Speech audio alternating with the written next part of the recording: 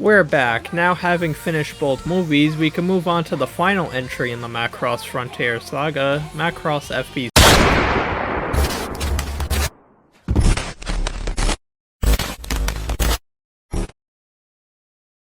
Let's get radical. I'm Edel the Rats. You may remember me as Starlight's evil YouTube doppelganger from the Drakengard 2 retrospective.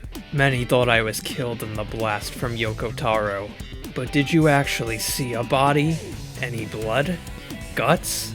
Even any ashes? No, I actually had a Chaos Emerald and used Chaos Control to get out of there mere moments before the blast connected. Ever since, I've been isolating myself from society, cleansing my soul by playing all 326 endings of Shadow the Hedgehog on the PS2.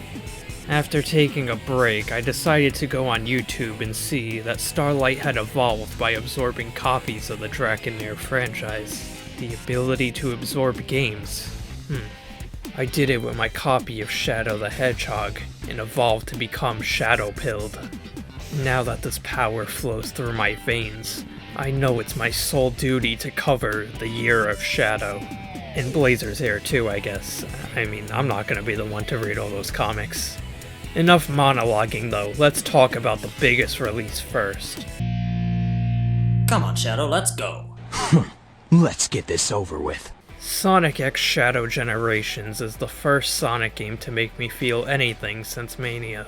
Early on in the year, there were rumors floating around about a Generations remaster, something akin to the Colors remaster a couple years back. It made sense as it was still too early for a mainline Sonic game, but they needed something for all the kids who were going to see Sonic Movie 3. Generations seemed like a prime candidate, as it had a simple story that walked you through the series' history, and easy to pick up gameplay.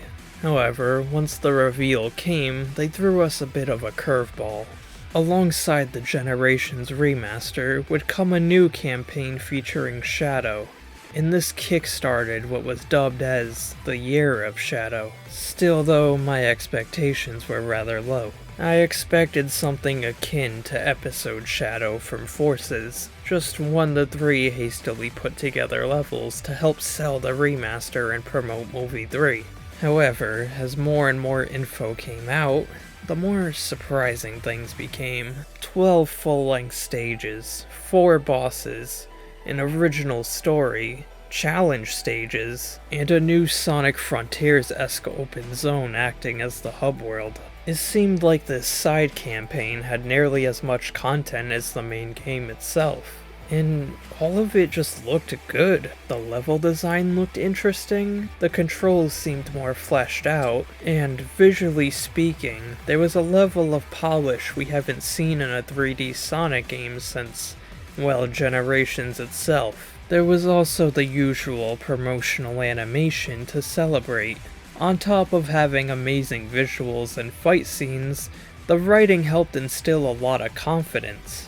It seemed to be taking itself seriously. It had a good understanding of Shadow's character.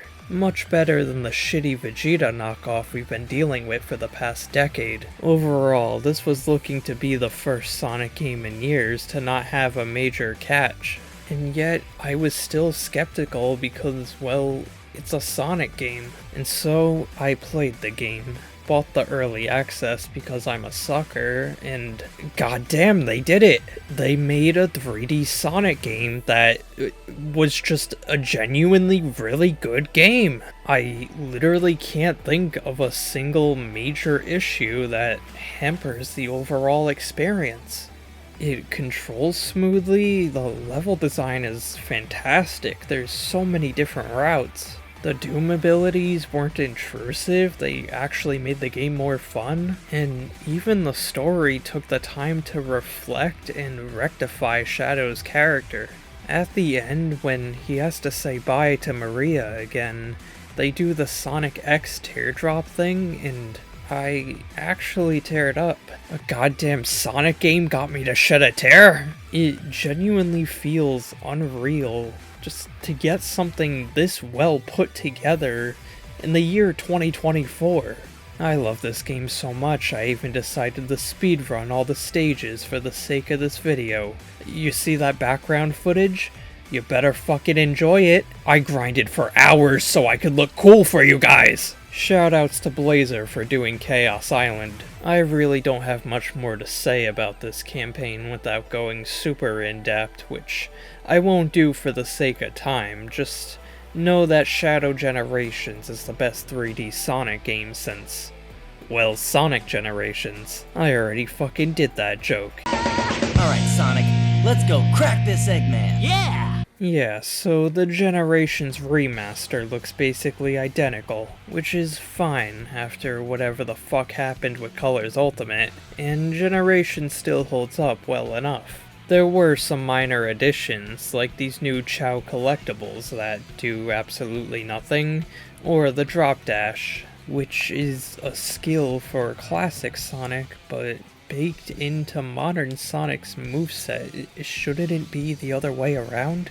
Regardless, it's pretty useless for both of them, as the level design wasn't made for it. They also adapted the Frontiers control scheme of having a separate homing attack button and setting boost to trigger, but I just enabled the option that allowed for the old controls, as the new style, it messed with my muscle memory too much. However, the biggest changes to Generations don't derive from its gameplay. For some reason, they must have seen Ian Flynn writing the Shadow Generations story and were like, can you rewrite Sonic Generations too? I use the term rewrite loosely because the story itself wasn't changed at all.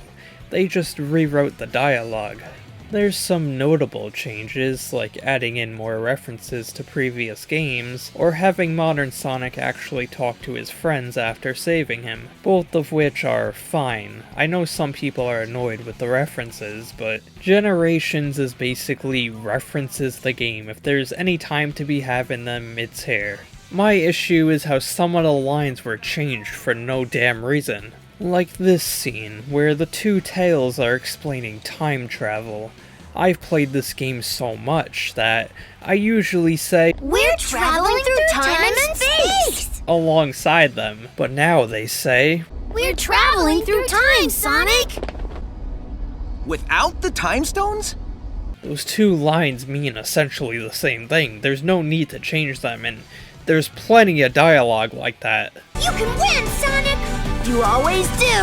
You have to win, Sonic! Like you've done time and again! This whole thing just has me asking, why? Why do any of this? None of these changes helped the story. In fact, I'd argue they hurt it.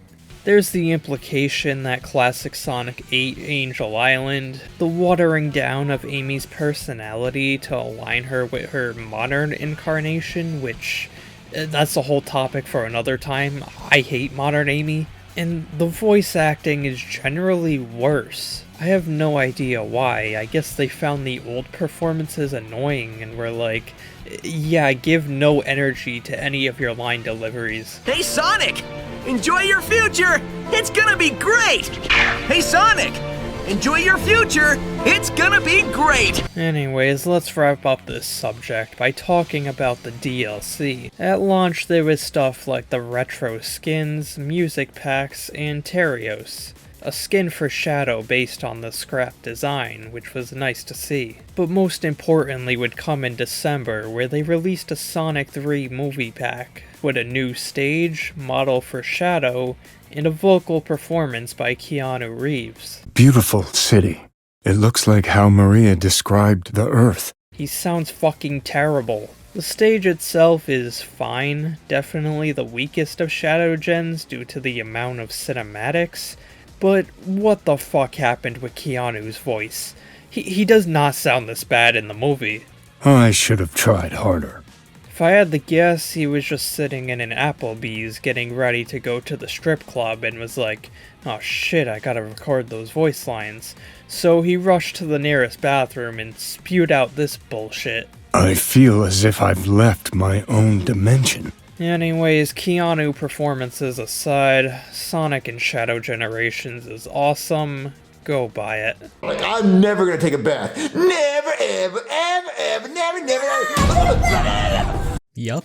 It's me, the yearly IDW Sonic guy. Say it with me now. IDW Sonic had a pretty good year. The main book took a bit of a backseat for a while as the Fang the Hunter comic released, which I honestly like a ton. It feels kinda like that old Sonic Mega Drive series or Sonic Mania Adventures. Just a fun little classic Sonic adventure focusing on Fang and the Hooligans. Seeing a classic Sonic that actually talks is a treat. Integrating the 8th Chaos Emerald from the fighters just being the Warp Topaz from the main book is neat. I like the hard-boiled heavies, and it's super fun seeing a Sonic story focused on side characters like this. I know it's supposed to tie into Superstars, but I don't really care about that, to be honest. Fuck Superstars. Speaking of classic Sonic stuff, another release we got this year was the Knuckles 30th anniversary issue, which was pretty great. I wasn't big on Knuckles' anniversary book being hijacked by Trip at first, but it's a pretty good dynamic to explore, with Knuckles relating to her being a guardian and trying to mentor her. Leads to some pretty entertaining scenes. And like I just said, I just like seeing more actual stories from the classic era. The spring special was alright. I have nothing else to say.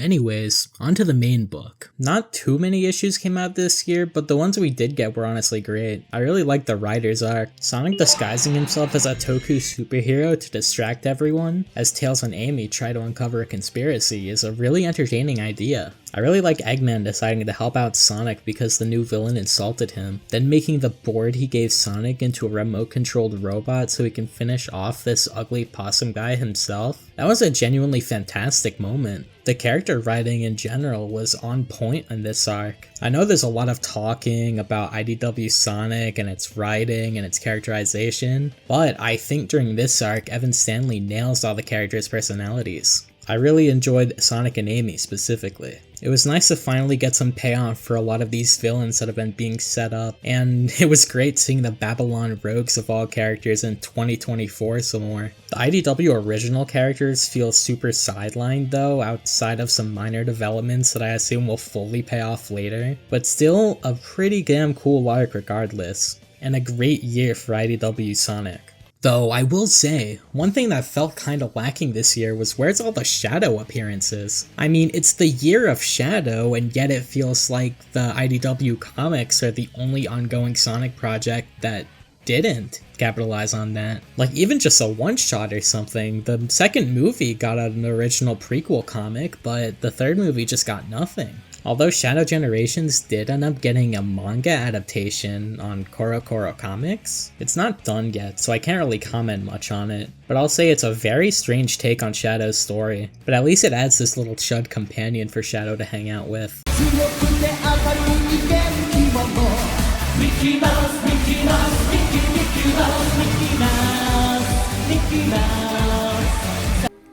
I don't know what to say. Even Mr. Our Slot's real Fidel couldn't defend this one. My brain turned to mush watching this. Sonic, I don't think he ever was in his prime. So they write out Shadow again, so most of it is Sonic gathering up the multiverse army to go fight Nine. He also teams up with the Chaos Council. You know that Sonic Forces war scene that everyone shits on because of how terrible it is? Well, extend that to a whole season, throw in some scenes of Sonic being like, "This isn't you, Nine," and that's the entirety of Sonic Prime Season 3. They fight a giant Big the Cat robot. That's a good meme. Sonic and Shadow have a yaoi scene, and he learns to appreciate his friends. That's all I have to say about it. You'd be better off watching punching babies in public prank. Extremely funny.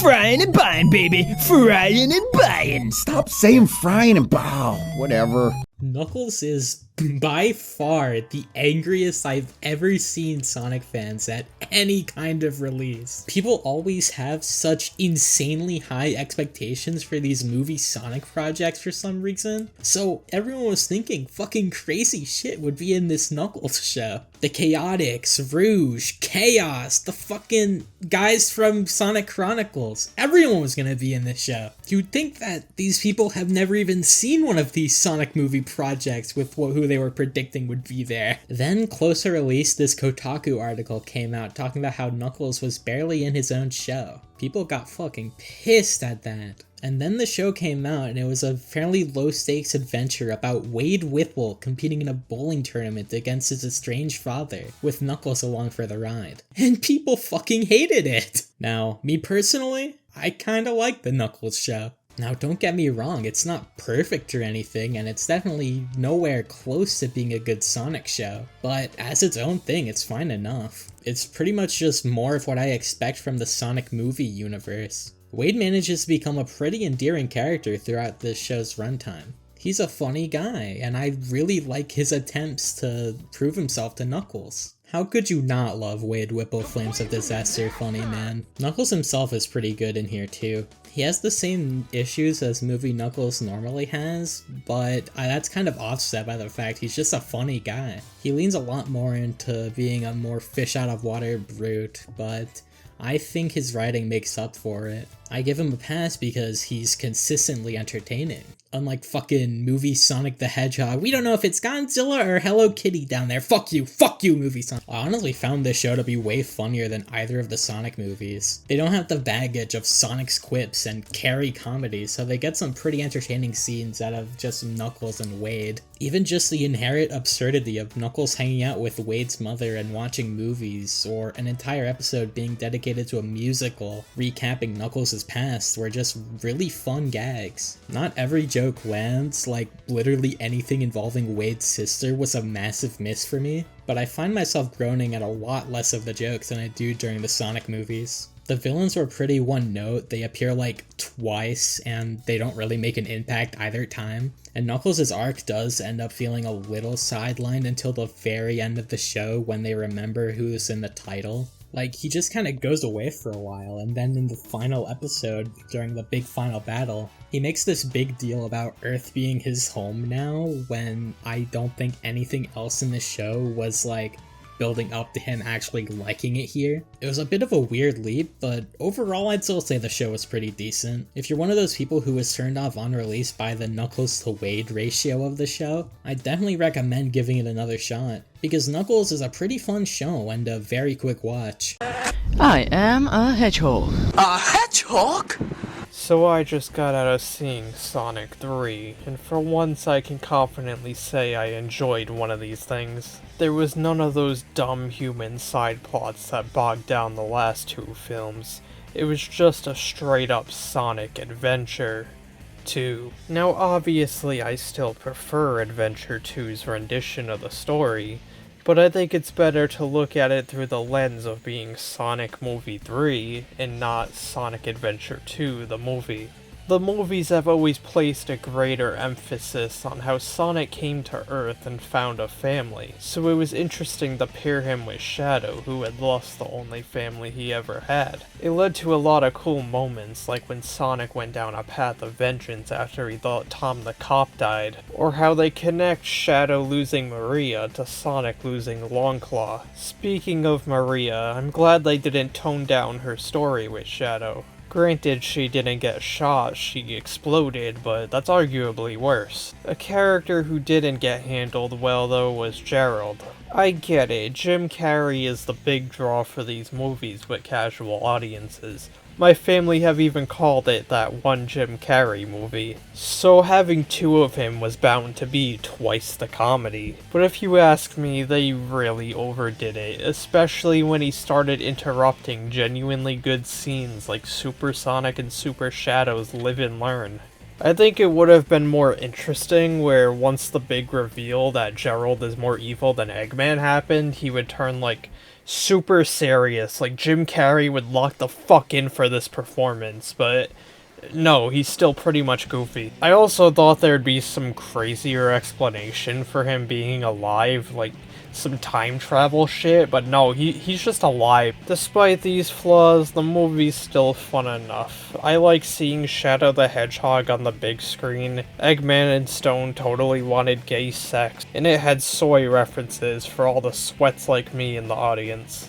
While watching the movie, I got seated next to a family, and this little kid was right next to me. Annoying to most, but to me it was an eye-opening experience. I'm just a 20-something-year-old nitpicky internet reviewer.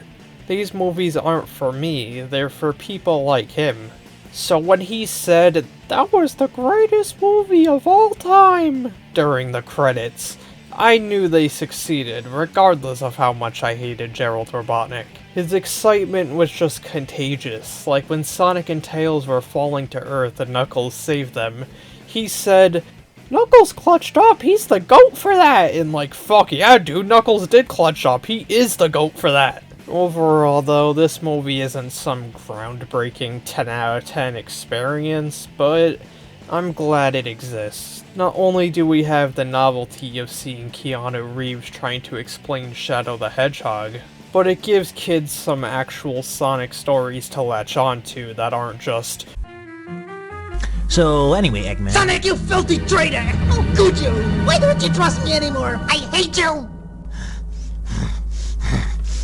I suddenly remembered you called Eggman McNosehair! Also, Keanu didn't sound like complete garbage. Congrats, buddy, you truly are breathtaking 100. Hey guys, can I run with you? Yeah! So we recently had Jimmy Carter's 10th annual Game Awards. Not only did Sonic lose the Player's Choice to Genshin again, but we got the announcement of a new Sonic racing game, Sonic Racing Crossworlds. We know nothing besides Shadow and cars. There's also an extreme gear in the back, but that might just be an Easter egg. Many people are trying to deduce what Crossworlds could imply, whether it be a mashup of car racing and hoverboarding, a game featuring other Sega characters, or simply a game that takes you through different worlds in the Sonic series, which hopefully includes the Lost one, am I right or am I right, Zeddy Bros? Regardless of what it is, I think we could all agree on one thing. It won't be as good as Sonic R! What am I doing now by coming back for more? Is it me, or have I been here before? I want to go somewhere that we can explore. Just take me away from here to somewhere that's nowhere near. So take me back inside. I still can't play it. I'm Sonic! I'm Sonic! So Sega has rightfully deemed Sonic Superstars a failure, and as a result has yet to give us a Sonic Superstars Plus. However, we did get these extra costumes. You know, shit like Shadow being skinned alive, I guess he couldn't let him have 1 year. But the funniest was this Amy one that you could only unlock by spending like $25 at IHOP.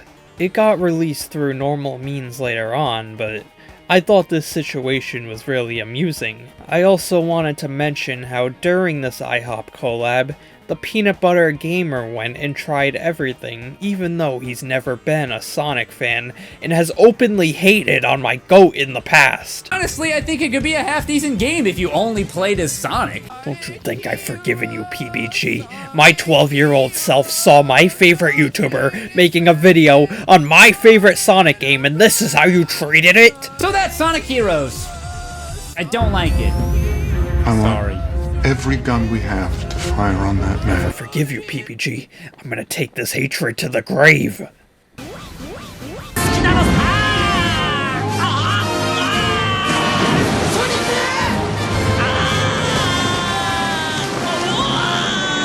One of the more notable things to happen in 2024 was the rise of a Sega leaker known as Midori, who was once believed to be a wholesome Japanese woman who had the inside scoop, actually ended up being a white guy named Ryan who would stalk Sega headquarters and harass employees for info at local bars.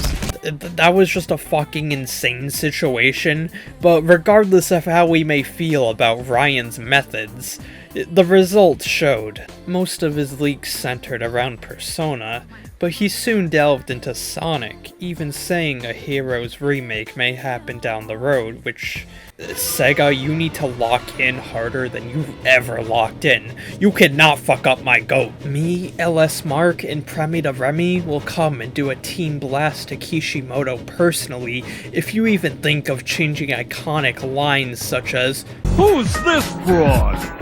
Oh yes, Sonic Rumble. Ryan leaked that too. It's Fall Guys, but if Zavok was there. Coming 2025. You can learn something from a sloth. Fuck this show! Fuck this show! Fuck this show! Before ending this year, there's something important we must discuss. Who the fuck is this? So in this Tales Tube video from 2 years ago, he pulled up pictures of these unleashed humans, and in the midst was this woman.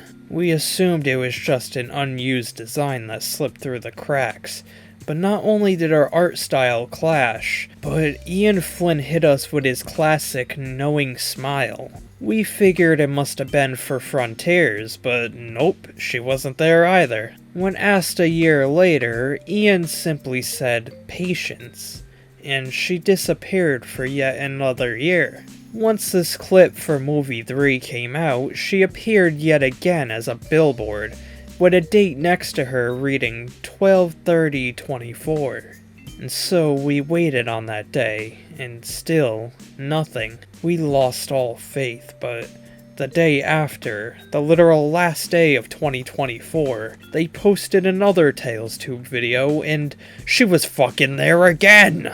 We've deduced she's Professor Victoria, a researcher and historian who's taken interest in the incidents with Maria and Gerald. Some have speculated she could be part of Eggman's extended family, but my question is less who she is, and more so, what is she for? Sega has never done marketing this cryptic, not even for mainline games. She was revealed before Frontiers came out, so what is her deal? If she's tied to Shadow, then wouldn't have Shadow Generations been the time? I'm starting to doubt if she's even for a mainline game at this point. But what else? They would not build up this much hype for a comic or spin-off character, so what the fuck is our deal?